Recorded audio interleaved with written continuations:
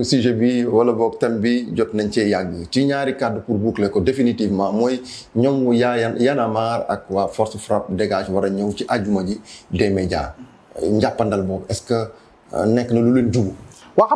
xam nga tey nii ñi exprimer seen solidarité pour liggéeykatu des médias yi bari nañu moo xam entité politique la moo xam organisation de la société civile la moo xam mouvement bu mu munti doon bokk ci kuréel bu mu munti doon moo xam sénégalais de la diaspora tey nii lalee woo boobu ba léegi bari na donc damay jàpp ni waxtaan amaana moo war a jiitu lépp comme je dis man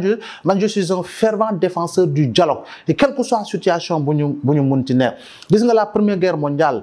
dañ ko mujj signer autour d'un armistice la deuxième guerre mondiale dañ ko mujj signer autour d'un armistice toutes les crises à travers le monde dañ ko signer autour d'un armistice te la ko jiitu moo di dialogue la ko jiitu moo di conciliation donc ñun Sénégal yàlla may ñu jàmm depuis notre accession à la souveraineté internationale def naa ni Sénégal wane na ne c'est un exemple par rapport ak li nga xam ne mooy son organisation sociale boobu nag mooy tax tey jii ku nekk ci jafe-jafe nga gis say moroomu Sénégal la ñoo jàppale lañ donc yoon la organisation yooyu ñëw ne dañuy exprimer seen solidarité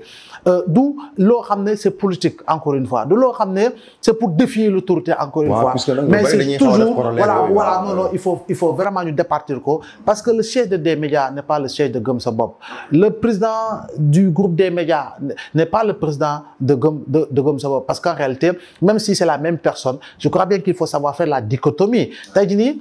nit bu jógee wax dara le président Macky Sall wala si yenn action président Macky Sall nu muy comporté ak nu muy waxee parce que dafa xam ne il est dans une salle politique il dafa sol sa tunique politique il est devant ses responsables politiques il est devant ses militants et sympathisants mais dans un autre sens et dans un autre contexte et dans un autre environnement am na nu muy waxee parce que xam na ni tey jii nii dafa sol la tunique de la première institution qu'il incarne donc il faut que l'on puisse faire la dichotomie et je crois bien que moi je ne suis pas militant je ne suis pas sympathisant du mouvement Gëm Sa Bopp Bougane c'est Bougane qui fait sa politique mi ngi koy doxal mi ngi am ay adhésion loolu moom la regarder mais quand on revient au niveau du chef du groupe je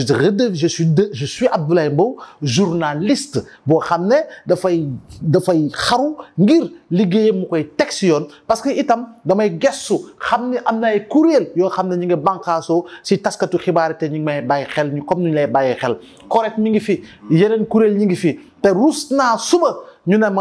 ma kirtim ba pare yóbbu ma tribunal ñu war ma juger ba pare ñu ne ma maa tooñ donc je pense que képp kuy professionnel de l'information war nga ko xalaatee noonu encore une fois dama ko ci insister éthique déontologie